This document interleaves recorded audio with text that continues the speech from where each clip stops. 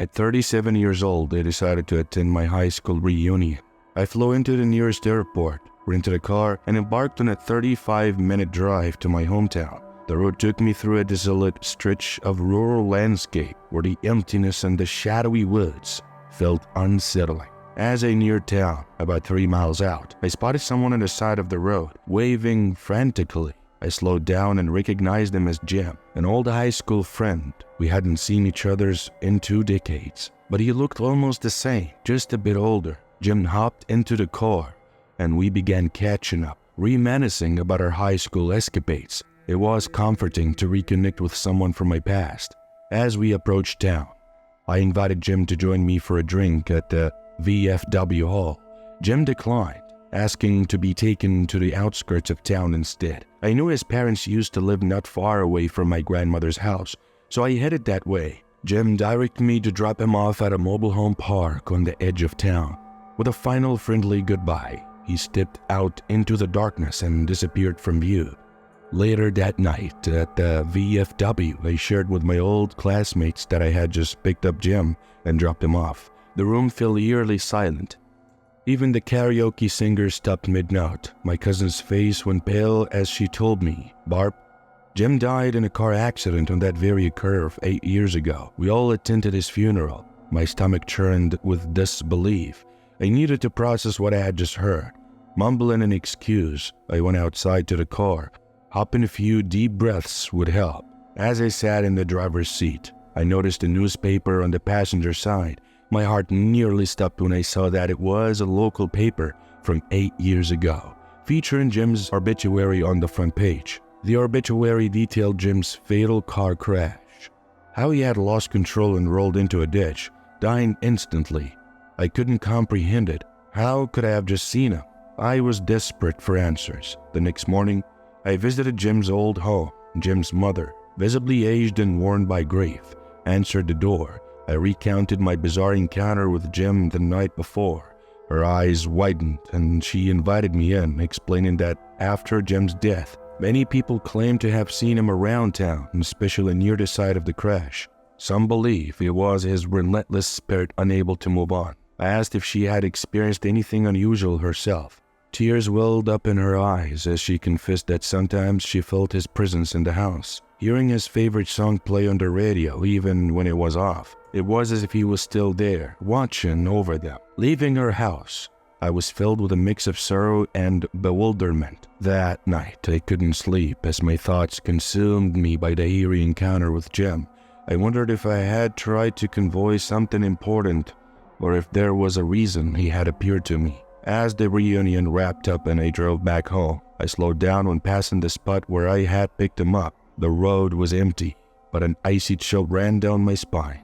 I still have that old newspaper with Jim's obituary, a haunting memory of that night. Whenever I think about it, I can't shake the feeling that there is more to this world than what meets the eye. Maybe Jim's appearance was a final goodbye or a sign of unfinished business. Whatever the case may be, I'll never forget that night and the chilling mystery it left behind. The idea of camping alone in the forest filled me with a thrill I hadn't felt in years. The thought of escaping the city's chaos and immersing myself in nature was enticing. One Friday afternoon, I packed my gear, a tent, sleeping bag, and provisions and drove to the edge of the dark forest. As I parked and slung my backpack over my shoulders, a sense of adventure buzzed through me. The forest welcomed me with the rustling of tall trees and chirping birds. As I hiked deeper into the woods, the sun was casting a warm glow. As I was setting up a camp in a small clearing, the trees loomed overhead, and a gentle breeze carried out the scent of pine. I built a small campfire, its crackling flames promising warmth and comfort as night began to fall. As dusk enveloped the forest, an eerie silence settled in. The only sounds were the crackling fire and the occasional hoot of an owl. I wrapped myself in my sleeping bag, staring at the star-filled sky, feeling a mix of solitude and contentment.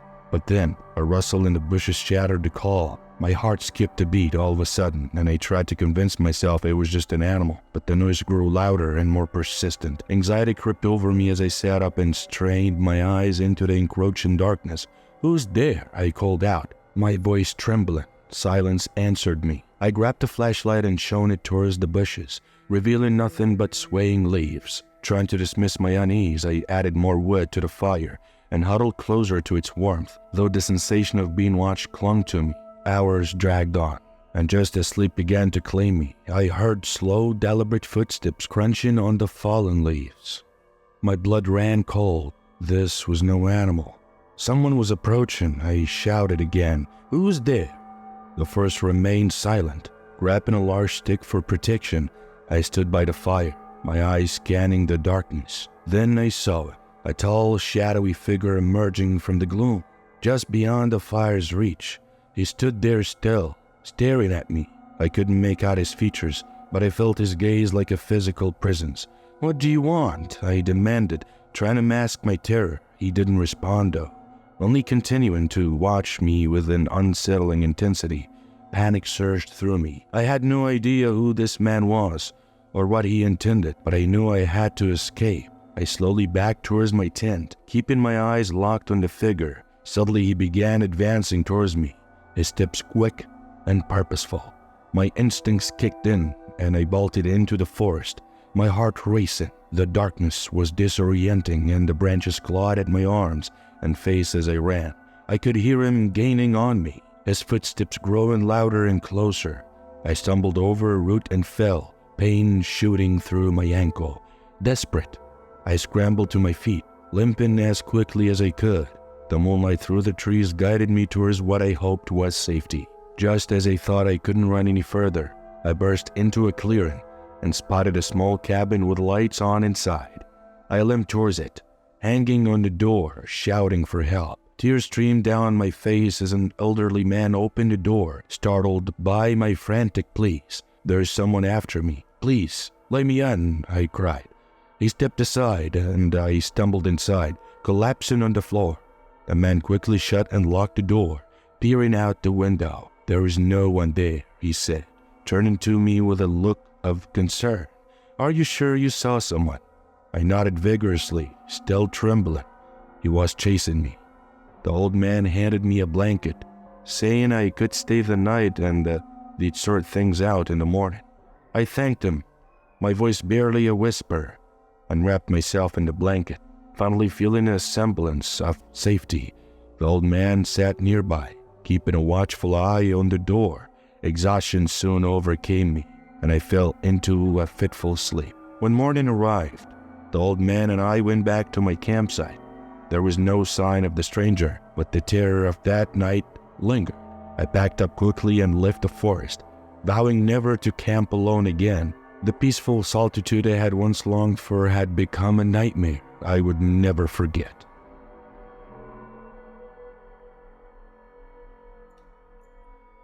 It was a quite Thursday evening at St. Anne's mental health facility, a place steeped in years of troubled souls and unsettling occurrences.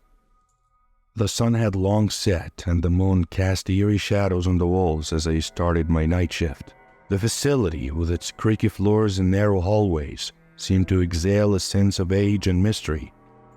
My shift began at 8 p.m., and the night was calm.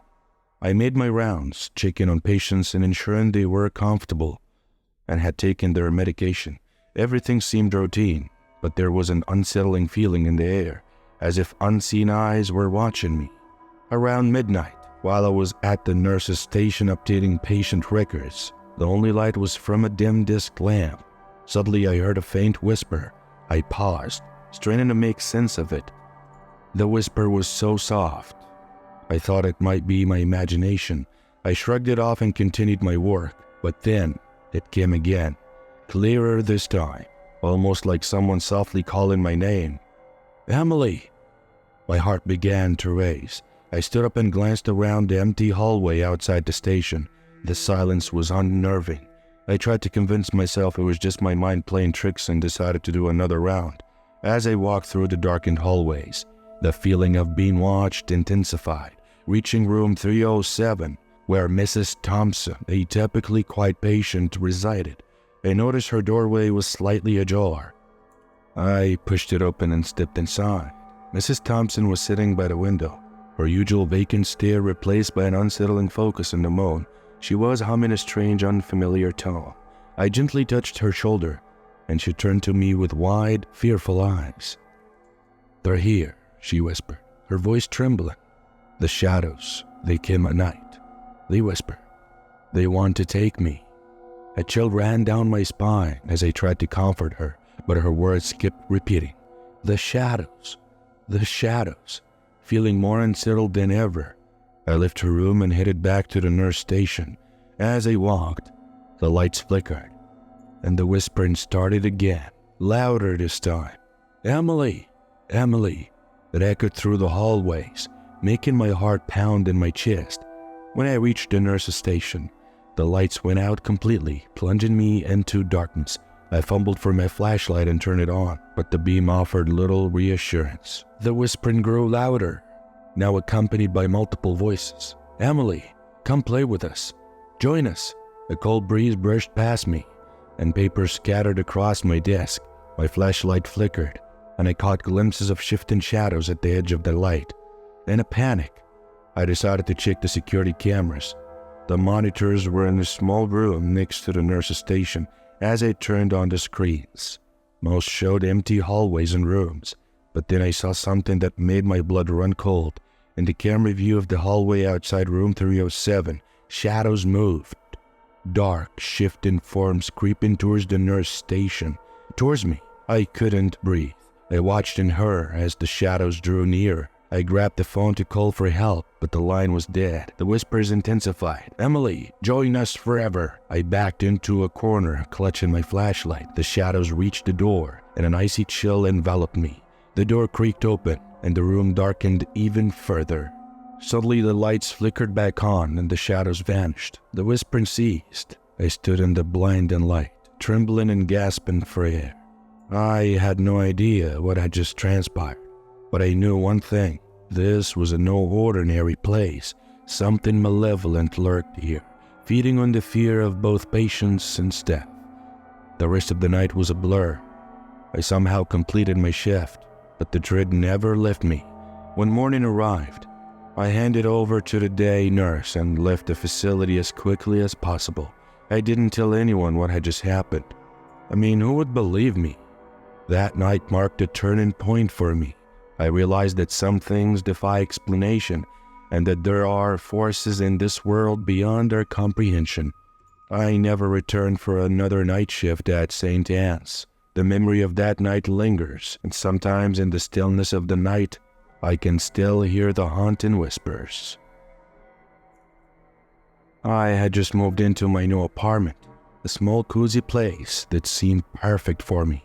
The walls were painted a soothing blue, and a big window in the living room let in ample sunlight. After a long stint of sharing living spaces, having a place of my own felt like a luxury. One evening, after unpacking most of my belongings, I decided to unwind.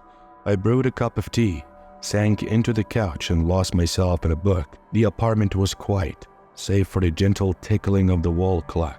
As I read, the warmth of the tea and the comfort of the couch began to lull me to sleep. Just as I was on the brink of drifting off, an unnerving noise jolted me awake. It was a faint scratching sound, like someone lightly scraping something against my front door. My heart raced. I tried to dismiss it as the wind, but the sound persisted, this time louder and more deliberate, as if someone was trying to unlock the door. I put my book down and crept towards the door, peering through the peephole. The hallway outside was shrouded in darkness and empty. I held my breath, waiting, but the noise ceased. Perhaps it was my imagination. Trying to regain my composure, I returned to the couch, but the unsettling sound wouldn't leave my mind. I switched on the TV for distraction, but even hours later, my nerves remained on edge. Eventually, I decided to go to bed. After brushing my teeth and changing into pajamas, I slipped under the covers. The bed was warm and inviting, and I soon fell asleep. In the dead of night, I was abruptly awakened. The scratching noise was back, louder and more frantic this time. My heart pounded as I grabbed my phone to check the time, and it was 2:30 a.m. The sound grew more intense, accompanied by the rattling of the door handle, as if someone was trying to force it open. Panic surged through me. Should I call the police or try to scare them off by yelling? My hands shook as I dialed 911. The operator answered calmly, assuring me that officers were on their way and advised me to stay quiet and keep calm. I clung to the phone, listening to the operator's reassuring voice as the scratching grew louder. I could now hear heavy breathing and a low, menacing voice muttering incomprehensible words. It felt like an eternity, but finally the distant wail of sirens pierced the night. The sound seemed to startle the intruder, and the rattling stopped, leaving an eerie silence. I stayed frozen in bed, terrified to move. After what felt like an eternity, a loud knock on the door jolted me. A voice announced there was the police. With trembling legs and a racing heart, I approached the door and opened it to find two serious-looking officers. I explained the situation and they quickly surveyed the apartment and hallway. Whoever it was, they're gone now, one officer said, but we will stay here for a while, just to be sure. I felt a bit reassured by their presence. The officers patrolled the area for about an hour before leaving. They told me to call again if anything seemed amiss and then departed. I locked the door behind them and double-checked all the windows. Despite their assurances, unease settled over me. I returned to bed, but every creak and whisper had me on high alert. The thought of the intruder returning haunted me. The next day, I reported the incident to the building manager. They promised to review the security footage and improve hallway lighting. I also decided to invest in a stronger lock for my door. Days passed without any further incidents, but the sense of being watched never faded. Every night, I would hear unsettling noises, creaks, whispers, and soft footsteps, but when I investigated, nothing was there. Though I tried to move on, the fear lingered, always lurking in the back of my mind. I yearned for the day when I could feel safe in my own home again. For now, the memory of that night remained with me, a haunting reminder of an intruder who vanished without a trace, leaving behind only fear and unanswered questions. And though the police assured me he was gone, I couldn't shake the nagging worry of whether he might return or what he wanted in the first place. My name is Tom, and I work as a delivery driver for a quaint diner called Maggie's Place. My shifts were typically uneventful until one chilling October night, just days before Halloween, when I encountered something I'll never forget. It was an unusually cold evening, the sky cloaked in thick, ominous clouds that obscured the moon. I was preparing to finish my shift when the phone rang with an order: a cheeseburger, fries, and a milkshake. Routine stuff, but the address was unfamiliar, leading me to a deserted street called Maple Avenue, a part of town I rarely visited. The drive to Maple Avenue felt longer than expected. The streets grew quieter and darker as I approached. Finally, I turned onto Maple Avenue and was immediately struck by the eerie silence. The street was deserted, not a single car was parked, and the houses looked dark and forsaken. I arrived at house number 103, a large, dilapidated mansion with peeling paint and broken windows. The overgrown yard and creaky gate added to the unsettling atmosphere. I walked up to the front door and knocked, the sound reverberating through the empty house. When no one answered, I knocked again, more forcefully this time. Just as I was about to leave, I heard a voice from above. "I'm coming," it said. I looked up to see a shadowy figure in the upper window. Although I couldn't make out the figure's face, I was relieved to know someone was home. I waited on the porch with the food, but no one appeared. I called out, "Hello, your food is here," but only silence responded. I checked my phone to confirm the address and tried calling the number on the order slip, but it went straight to voicemail. As my unease grew, I heard footsteps behind me. I spun around to see an elderly woman standing on the sidewalk, her expression one of concern. "Are you looking for someone?" she asked. "Yes, I have a delivery for this house," I replied, pointing to 103, but no one is answering the door. The woman's eyes widened in horror. "No one lives there. That house has been abandoned for years. It's haunted." A chill ran down my spine. "Haunted? Are you sure?" She nodded gravely. "People say they hear voices and see shadows in the windows, but it's been empty since the family that owned it died in a fire." I was stunned. The house looked like it had been deserted for a long time. I turned back to the house, feeling a growing sense of dread. asking myself only one question, and that is, who had placed that order? Deciding to leave the food in the porch, I started walking back to my car. Suddenly the voice came again, louder this time. "I'm coming."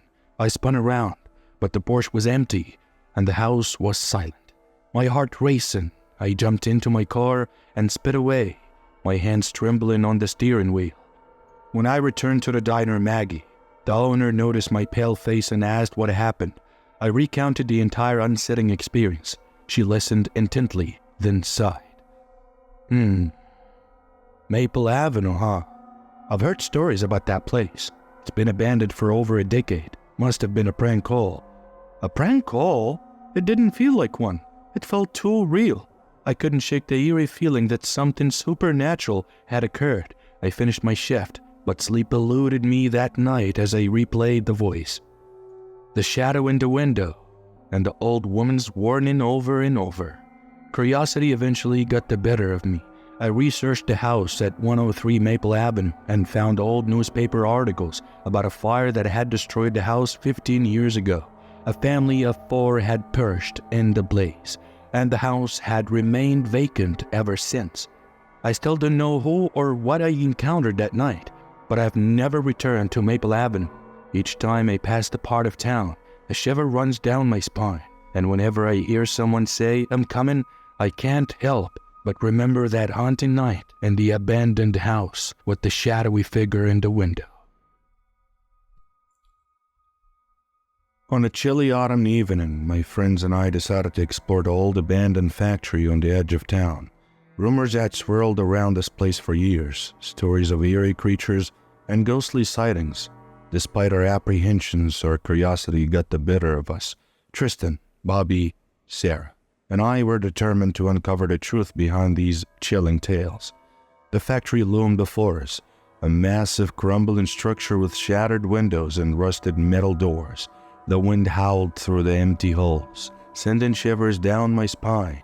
We squeezed through a gap in the fence and stepped inside, our flashlights casting long, menacing shadows on the walls. "Let's check out the elevator shaft," Tristan suggested with his usual bravado, or perhaps recklessness.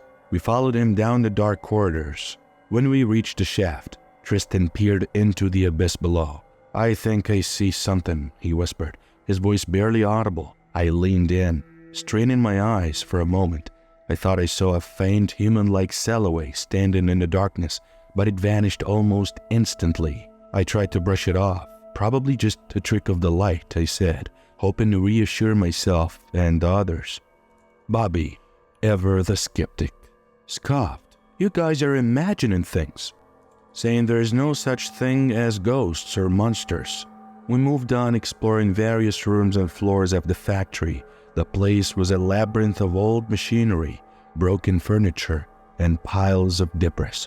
The air was thick with dust, and each step echoed ominously through the vast emptiness. As we made our way to the upper floors, Bobby suddenly froze, saying, "Did you hear that?" His voice a whisper. We all listened, holding our breath. There it was, a faint rustling sound like something skittering quickly across the floor. "It's probably just rats," Sarah said. Though her voice trembled, we pressed on, but a palpable sense of unease hung over us. In one of the larger rooms, we stumbled upon a makeshift camp, old blankets, empty cans, and a small fire pit. "Looks like someone been living here," I said. "Maybe it's just a homeless person," Tristan suggested. We decided it was time to leave, feeling we had seen enough. As we retraced our steps, Bobby suddenly pointed to a shadowy figure darting across the hallway ahead. It moved so fast it was almost a blur. "Did you see that?" he asked, his face ashen. "There is someone here," he exclaimed. We quickened our pace, hearts pounding. Just then, Sarah let out a blood-curdling scream. We turned to see a dark figure standing at the end of the hall. Its eyes glowed eerily in the dim light. It was tall, thin, with long bony fingers. "Everybody run!" Tristan shouted, and we didn't need any further encouragement. We sprinted down the hall immediately, the figure closing in behind us. As we reached the stairs, I glanced back and saw it standing there, its eyes locked onto us, as if piercing right through our souls. We burst out of the factory, gasping for breath. We didn't stop running until we were safely back on the main road, far from that menacing building, panting and wide-eyed. We tried to make sense of what we had just encountered. I could have been a person, I suggested weakly, though the figure's unnatural movement and glowing eyes had unsettled me deeply. Bobby nodded, still visibly shaken. Maybe it didn't feel right, he admitted. Tristan, usually so confident, was uncharacteristically quiet. I don't know what it was, but I don't want to go back there again. Me neither, Sarah shivered. That place is cursed. As we walked home, we tried to laugh off the experience, to make light of what we had seen. But deep down, we all know that something profoundly strange had happened that night. Even now, years later, when I hear strange noises in the dark or catch a shadow out of the corners of my eye, I remember those glowing eyes and the intense feeling of being watched. Some things are best left unexplored, and some mysteries are better left unsolved.